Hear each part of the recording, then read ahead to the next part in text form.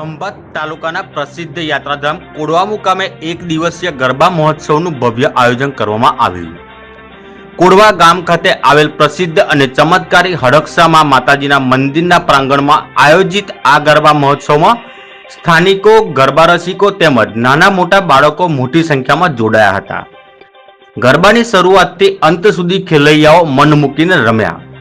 ખાસ કરીને best action, આકર્ષક ડ્રેસીસ અને શ્રેષ્ઠ પ્રદર્શન કરનાર ખેલૈયાઓને આયોજકો દ્વારા વિશેષ પુરસ્કારથી સન્માનિત કરવામાં આવ્યા.